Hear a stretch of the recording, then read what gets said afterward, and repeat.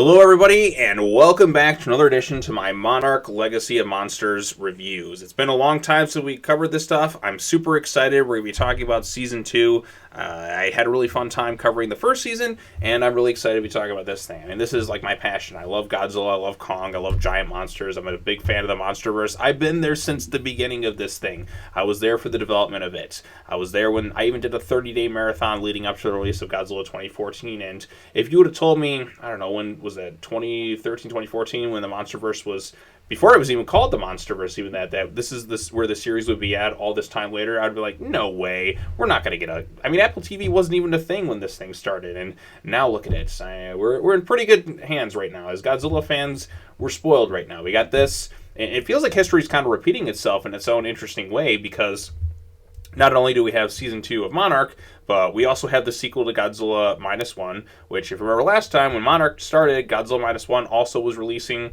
and then we had the New Empire after that. Now, history's repeating itself. We got another season of Monarch, another film in the -1 universe, and then the next MonsterVerse movie coming out basically next year. So it's a great time to be a fan. So much like I did beforehand where I covered Season 1, basically what I'll be doing, I'll summarize what happens in the episode. Not every little detail, I'm sure. You can probably just watch the episode. And then, give my impressions on it overall as a whole. So let's start off.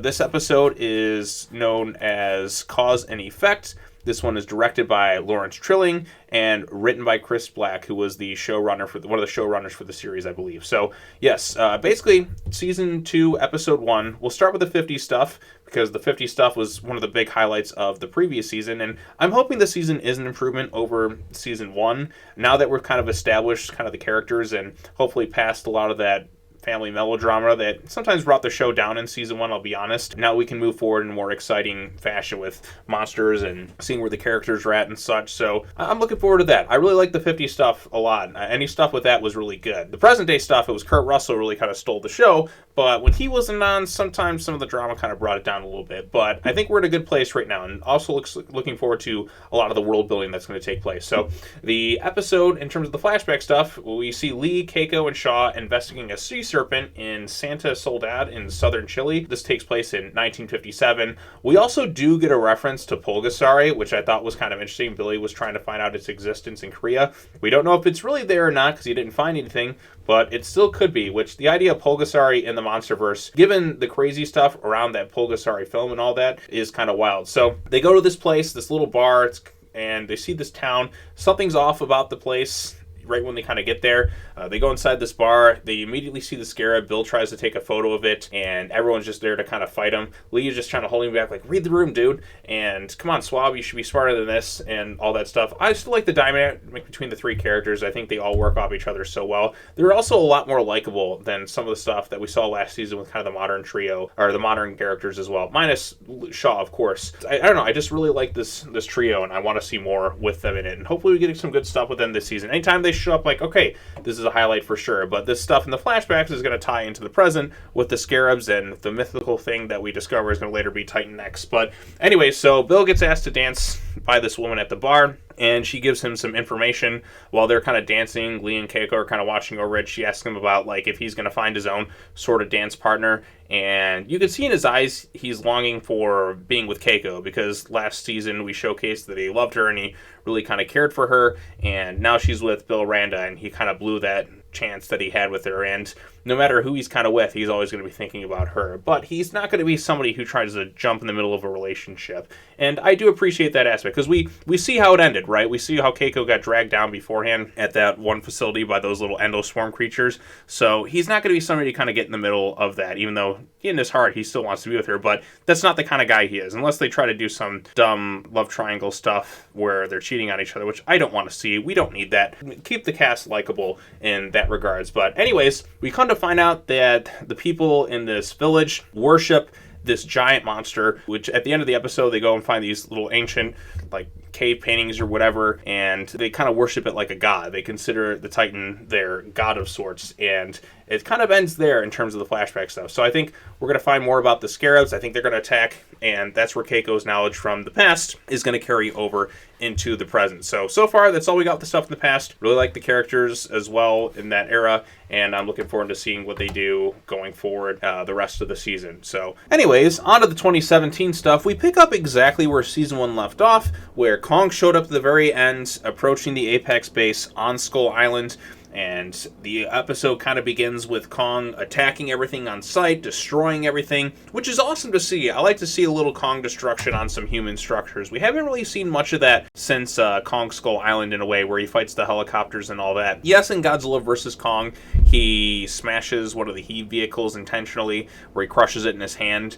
But we really haven't seen Kong actively destroying bases with kind of people around them. But we do kind of find out there is a bit of a reason when he sees some of the scarabs that we kind of saw in the past, and we also saw in the present, attacking things part of Titan X in some sort of way. We'll figure out more about that as the season kind of continues onward. But anyways, they end up evacuating from Skull Island to Monarch's Outpost 18, which is a giant ship located near the island.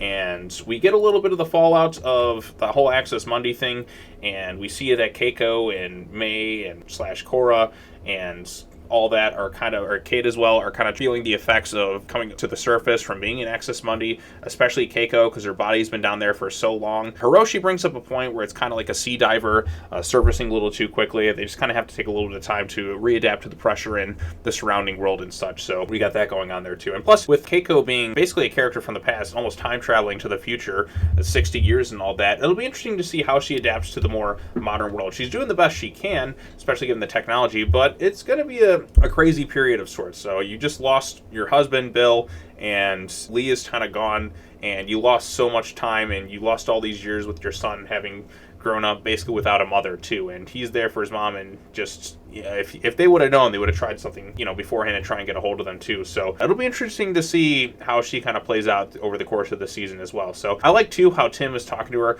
and believes with Keiko coming back, she's exactly what Monarch needs and has been missing, and she could potentially be the one to return Monarch to what it used to be. So I think that's admirable too. I wonder what's going to go on between Tim and Keiko this season, because he definitely admires her and looks up to her and what she was able to achieve in that stuff too. And she's still a doctor. She, despite being from the past, and we've seen storylines where characters from the past come to the future, being a bit of a fish out of water, but she has interesting insight. She was there. She's seen what these scarab things can do. She's the one who actually discovers it on the video that they showcased there.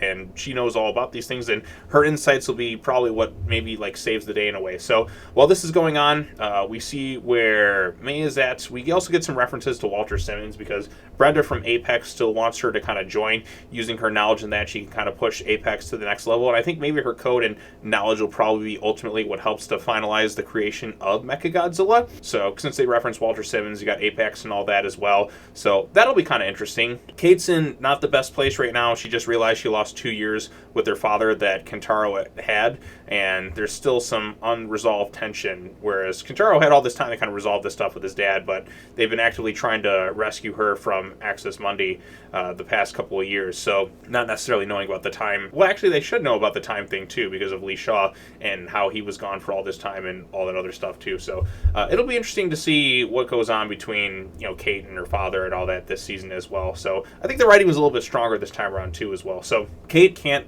leave Lee Shaw behind, so she basically gets Hiroshi, Kentaro, and Mei to kind of steal a boat from their little Outpost 18, sneak back to the island. Their plan is to kind of fire off the device that they use to kind of bring them out of Access Mundi to rescue Lee Shaw. So they go there, they end up on the island, and Skull Island, we get to see a lot of the cool looking wildlife. We get to see some mantle claws, we get some leaf wings. We even get the live action debut of the Psycho Vultures, which were first appearing in the comics. I believe it was Skull Island, The Birth of Kong was the first time we saw the Psycho Vulture. So it's cool to see them in live action. And even in Access Mundi, you see some of those little scarab things, and the Bramble Boar makes an appearance as well, because Lee Shaw, we kind of find out, had survived what happened before. I know I was talking about at the end of season 1, I'm like, you can't kill off Lee Shaw. We didn't see a body, so I assumed he was alive. So I was right there. And, Kurt Russell was such a highlight in the that first season, not having him, you'd really feel his loss. And basically this episode is about them trying to rescue him out of there, but they basically open Pandora's box in a way. We also got some new creatures known as the Vine Rat during a sequence that felt very much like something you'd seen in a Jurassic Park movie. It's a much smaller looking monster, and it feels very much kind of like the Raptors. It's a scene where it kind of chases down Cora, I don't know, I'm just going to call her May at this point because that's what everyone does, and Kentaro, but he ends up killing it with some sort of little forklift thing, which I thought was kind of cool. It's good to have kind of smaller monsters as well to kind of have some different types of intense sequences. So it kind of made me think of the Raptors from Jurassic Park in a way. So they get there, they kind of fix the generator so they can enable enough power to launch the device and project the little portals into Axis Money to bring back Shaw. There's a debate about firing the device. We also see Verdugo and Tim and Keiko flying some helicopters. There's even a funny joke where Tim is a little uneasy. He's like, I had a bad experience about me in a helicopter, which, as you remember, in Season 1, Godzilla, when he emerged from the underground in Africa, knocked down the helicopter, and Tim was the only survivor there. So he has an uneasy feeling with helicopters, which makes total sense. So they get ready to launch the device, and it's starting to go off, and this is what wakes up Kong. But they're like, we can't push this button, don't do it. But then Kate ends up pushing the button because she wants Shaw back, which is great because, you want Shaw back because he's the best character in the series, and it's the monkey's paw thing. So on the one hand, you get Kurt Russell, which, I mean, who doesn't want to have more Kurt Russell? But on the other hand, you kind of maybe doom the world with this whole Titan X thing. So Titan X comes in, ends up killing Verdugo, which did catch me off guard the first time I watched it. I was like, oh wow, they're actually going here too. I also do love Kong's reaction when he sees what they're doing, unleashing this device. He ends up smashing it, but he looks at them like, what the fuck did you all just do? So then the others kind of get off the island, they're flying their helicopters.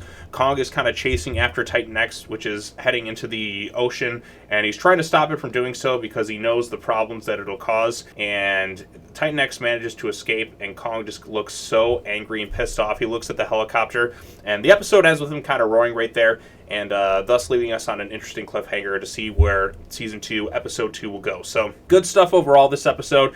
I think the effects, especially for a TV show, look really good. This is movie quality stuff here, and I thought the human elements coming away pretty strong so far to start this thing off. It does, like, the melodrama doesn't feel kind of forced or annoying like some aspects in Season 1 were. I mean, like I said, I still really like Season 1, and I think it was a good start, but we could definitely make some improvements in some way. I think maybe just bringing Keiko in from the past, and things just kind of push along. They got more important things to kind of worry about, and yeah, it's pretty good, strong stuff so far. I think, too, Keiko's knowledge of the past and also Lee Shaw's as well, will be ultimately what's kind of utilized to try and stop Titan X. I think Titan X looks pretty cool so far. Very massive. The tentacles and like the little crystal things on its body and all that too, and from what I've showcased in the trailers, it has some sort of bioluminescence.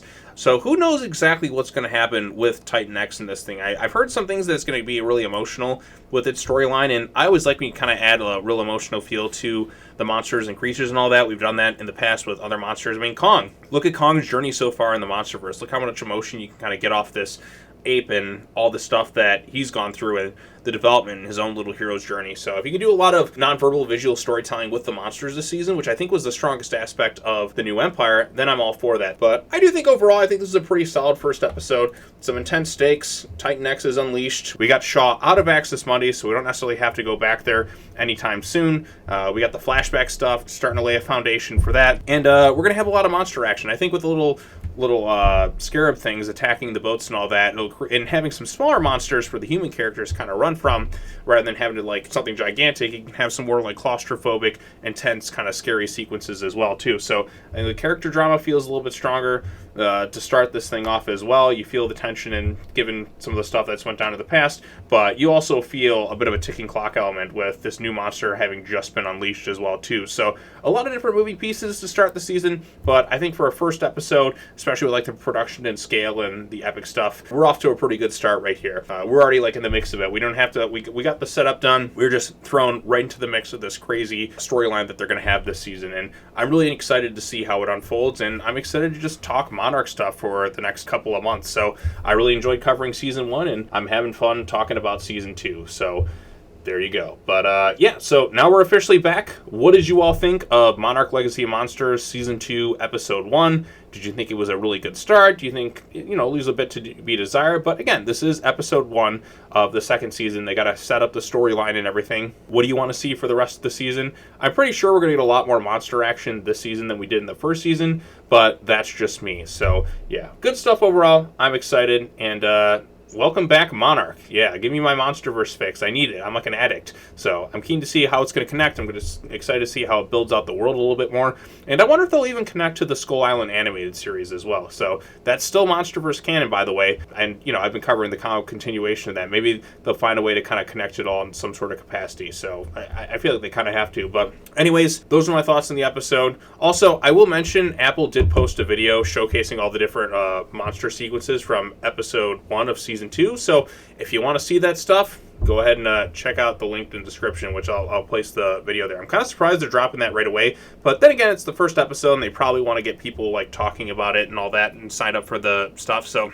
who knows. But anyways, let me know what you thought of the episode 1. Where do you want to see this season go? What are some of your predictions? And yeah, we'll talk about it when it releases. But anyways, that's all I have to say. As always, take care now. Bye-bye then, and I will see you all in the next video. Peace out.